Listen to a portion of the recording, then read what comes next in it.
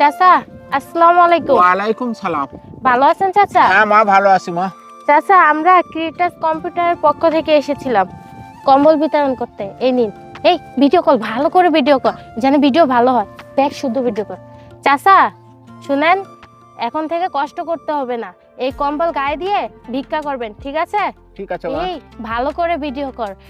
এই শীতে কম্বল বিতরণ করলে আমরা রাতারাতি ভাইরাল হয়ে যাব, আর আমাদের কোম্পানির সেলও বেড়ে যাবে। চাচা আপনি খুশি আছেন? হ্যাঁ মা, খুশি হয়েছি মা। বাবা বাবা, এই সাহেব আর এই ম্যাডামের কম্বল দিও না। দেখো ওনারা আমাদেরকে কম্বল দিচ্ছে, এই সাহেব এদিক থেকে ভিডিও করছে। এই ভিডিওগুলো ওনারা সোশ্যাল মিডিয়ায় ছেড়ে দিবে। দেখলে না একটু আগে ম্যাম বললো ভালো করে ভিডিও করতে, ভিডিও করলে নাকি রাতারাতি ভাইরাল হয়ে যাবে। আমি তো ওইসব ভাইরাল টাইরাল বুঝি না কি কিন্তু এইসব করো না, মানুষ খারাপ বলবে। আর তুমি ভাবছো কি ওনারা উপকার করছে, তাই না? বাবা ওনারা আমাদের উপকার করছে না, ওনারা নিজের স্বার্থের জন্য এগুলো করতেছে। আরে বাবা তুই চুপ করো বাবা। ভিডিও করুক আর যাই করুক, এই শীতের সময় একটা কম্বল পেয়েছি, এটাই অনেক কিছু বাবা। এই আপনি ধরেন না কেন? আপনি ধরেন, আপনাকে দেখছি শীতে কাঁপছেন, আমার আবার গরিব দুঃখীদের দেখলে অনেক কষ্ট লাগে। শুনেন ভাইয়া, এখন থেকে এই কম্বল দুইজনে গায়ে দিয়ে ভিক্ষা করবেন, ঠিক আছে? আচ্ছা আচ্ছা, দোয়া করবেন আমাদের এই কোম্পানির জন্য। আমার আবার সামনে অনেক কাজ আছে, অনেক ফকির মিসকিন আছে, তো তাদেরকে কম্বল বিতরণ করতে হবে। ঠিক আছে মা, মন খুলে দোয়া করব আল্লাহ যেন কোম্পানিকে আরো বড় করে। আচ্ছা তাহলে আমি আসি এখন। আচ্ছা মা, ঠিক আচ্ছা, আছে। ভালো থাকবেন। আচ্ছা মা। বাবা তোমাকে আমি বললাম এই কম্বলটা তুমি নিও না।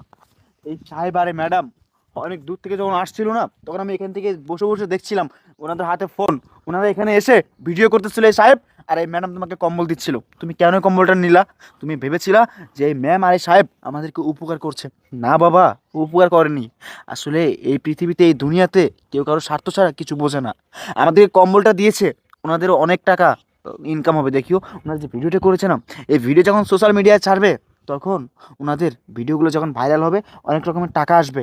আর তখন আমাদের কি হবে বলো? এরকম আমাদের মধ্যে গরিব দুঃখীকে এরকম যে একটা কম্বল দিয়ে ওনারা এগুলো সোশ্যাল মিডিয়ায় ভাইরাল করছে। এই জন্য বলেছিলাম যে কম্বলটা নিও না।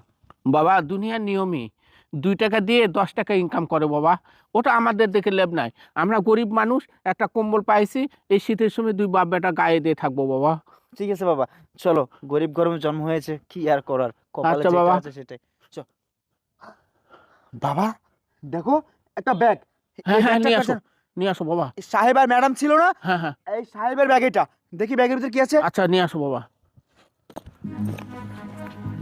বাবা দেখি। হ্যাঁ বাবা দেখো বাবা, কতগুলো টাকা। বাবা চলো, আমরা এই টাকা দিয়ে ব্যবসা করবো, আমাদের কপাল খুলে গেছে। ভিক্ষা করতে হবে না, চলো চলো চলো। না বাবা, পড়ার টাকা নিতে নেই বাবা। আমি কি তোকে এই শিক্ষা দিয়েছি? যার টাকা তাকে আমার ফেরত দিয়েছি বাবা। বাবা তুমি কি বলো, যার টাকা তাকে ফেরত দেবো মানে? হ্যাঁ বাবা। কোথায় আছে না, মহান আল্লাহ তাআলা যা করে তার বান্দার মঙ্গলের জন্যই করে। এই ম্যাম আর এই সাহেব আমাদেরকে একটা কম্বল দিয়ে এখানে ভিডিও করতেছিল। দেখো আল্লাহ তার বিচার করেছে। উনি গরিব মানুষকে সাহায্য করে সেটা আবার ভিডিও করে সোশ্যাল মিডিয়ায় ছাড়বে। আল্লাহ তার বিচার না করে কি পারে? দেখো ওনাদের টাকা ভর্তি ব্যাগ যাওয়ার সময় এখানে ফেলে গেছে। হইতে পারে এই টাকাগুলো ওনাদের লাগবে, কিন্তু এই টাকাগুলো আমাদেরও প্রয়োজন। আমরা তো এইভাবে আর কাটাতে পারি না সারাটা জীবন, জানো বাবা। আমি না আমার বন্ধুদের সাথে বাইরে কোথাও যেতে পারি না। যদি তাদের সাথে কোথাও যেতে চাই, তারা আমাকে মুখের উপর বলে দেয়, এই ভিক্ষুকের বাচ্চা ভিক্ষুক, যে আমাদের সাথে চলতে পারবি না, তোরা কি সমাজে চলতে পারিস, চলার লোক তোরা? আমি বলি কেন? বলে তুই ভিক্ষা করিস, তোর বাবা ভিক্ষা করে, তোরা ফকিন্নি। বাবা এইসব কথা শুনতে না আমার আর ভালো লাগে না বাবা। আমি ভেবেছি এই টাকাগুলো দিয়ে আমরা ব্যবসা করব, আর ব্যবসা করে আমাদের জীবনটা পুরাই বদলে যাবে। আর যদি ব্যবসাও না করি না, এই টাকাগুলো দিয়ে প্রায় অনেক দিন বসে বসে খেতে পারবো। চলো বাবা, এই টাকাগুলো দিয়ে আমরা যে কোনো একটা কিছু। না বাবা, যাই বলুক বাবা, অন্যের টাকা মেরে খাওয়া যাবে না। আর অন্যের টাকা মেরে খাওয়ার চাইতে রাস্তায় ভিক্ষা করে খাচ্ছি, এটাই অনেক ভালো বাবা। ম্যাডামেরা হয়তো এদিকে গেছে, চলো ওদের টাকা আমরা ওদেরকে বুঝিয়ে দিয়ে আসি বাবা। না বাবা, এই টাকা আমি দিব না, আমি ব্যবসা করব বাবা। আমি এখানে বসে ভিক্ষা করতে পারবো না। না বাবা, চলো বাবা, না বাবা। যার টাকা তাকে দিয়ে আসা লাগবে বাবা। চলো চলো বাবা। বাবা এ বাবা শোনো। না বাবা, তোমার কোনো কথা শুনবে না, চলো বাবা। রায়হান, টাকার ব্যাগটা দে তো, কিছুক্ষণ পর আরো কম্বল কিনতে যেতে হবে। ও ব্যাগ, ম্যাডাম টাকার ব্যাগ কই গেল ম্যাডাম? আরে এই তুই কি বলছিস? জানিস এই ব্যাগের ভিতরে 10 লক্ষ টাকা আছে। ম্যাডাম আমার মনে হয় আমরা শেষ যেখানে কম্বল বিতরণ করেছি টাকার ব্যাগটা ওইখানে পড়ে রয়েছে। ম্যাডাম আসেন।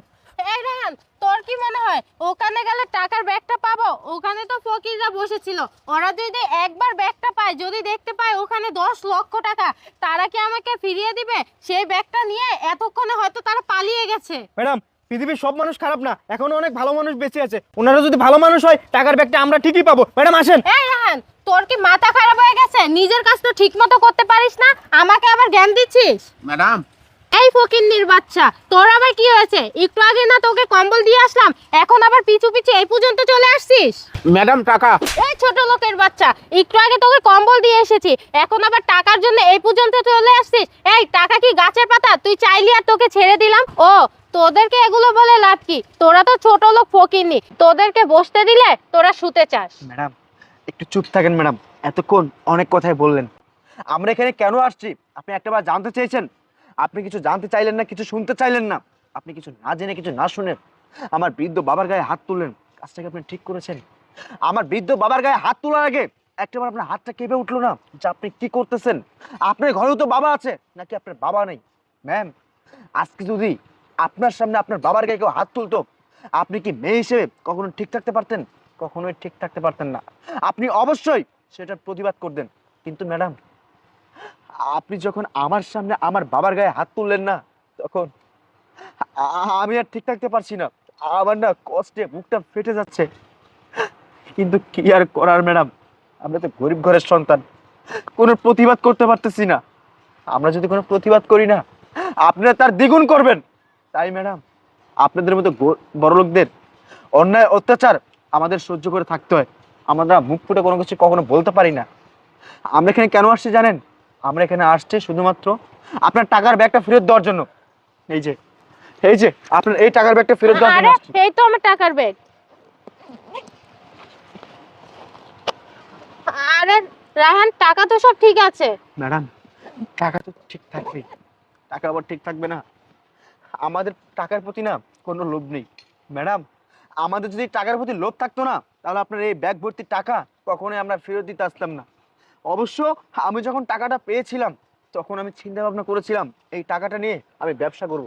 কিন্তু এই যে আমার বাবাকে দেখতে পাচ্ছেন, আমার বাবা আমাকে সেই শিক্ষা কখনো দেয়নি। আমার বাবা আমাকে সাথে সাথে বলেছে, বাবা তুই যার টাকা নিবি সেটা আমাদের জন্য হালাল হবে না, কারণ এই টাকাটা যার পড়ে গেছে না তার অনেক প্রয়োজন। দেখেন, আর আপনি সেই মানুষটার গায়ে হাত তুলেছেন। আপনি তো একটাবার আমাদের থেকে শুনতে চাইতেন, জানতে চাইতেন যে এই তোরা এখানে কেন আসছিস? সবাইকে সমান চোখে দেখবেন না, আমরাও মানুষ, আমাদেরও ইচ্ছা করো ম্যাডাম আপনাদের মতো সবার মতো সুস্থ সাবলীলভাবে জীবনযাপন করতে। কিন্তু আপনাদের মতো কিছু বড় লোকদের কারণে আমরা তা কখনোই পারি না। যাই হোক ম্যাডাম, এত কথা বলে আমি আর খারাপ হতে চাই না। ম্যাডাম এতক্ষণ যা কিছু বলেছি, আপনি যদি আমার কোনো কথায় কষ্ট পেয়ে থাকেন, তাহলে আল্লাহর রস্তে আমাকে আর আমার বাবাকে ক্ষমা করে দিবেন। ভাইয়া, আপনি এসব বলে আমাকে আর লজ্জা দিবেন না, কারণ আমি আমার ভুলটা বুঝতে পেরেছি। আপনাদের সাথে আমি যেটা করেছি একদমই ঠিক করিনি। চাচা, আপনার গায়ে আমি হাত তুলে ভুল করেছি, আমাকে আপনি মাফ করে দিয়েন। ঠিক আছে মা, আমি কিছু মনে করিনি, আমি তোমাকে মাফ করে দিলাম। আল্লাহ যেন তোমাকে ভালো রাখে, আরো বড় হও মা। ঠিক আছে বাবা, চলো এখান থেকে। হ্যাঁ বাবা, যাই মা। দেখেছিস রাহান, ওরা গরিব হলো, ওদের মনটা কত সরল, ওরা মানুষ হিসেবে কত ভালো। আর আমরা কি করলাম? তাদেরকে ছোট লোক বলে কত অপমান করলাম। আর আমাদের কোম্পানি থেকে বলেছে গরিব দুঃখীদের সাহায্য করার জন্য, আর আমরা নিজের স্বার্থের জন্য 2 টাকা ইনকাম করার জন্য তাদেরকে সাহায্য করে সেটা ভিডিও করলাম। কাজটা আমরা মোটেও ঠিক করিনি। ম্যাডাম আপনাকে বলেছিলাম না যে পৃথিবীতে এখনো অনেক ভালো মানুষ বেঁচে আছে, এটাই তার প্রমাণ। আসলে এবার থেকে যদি আমরা গরিব দুঃখীদের সাহায্য করি, আমরা মন থেকে সাহায্য করব, ঠিক আছে? চল। আচ্ছা।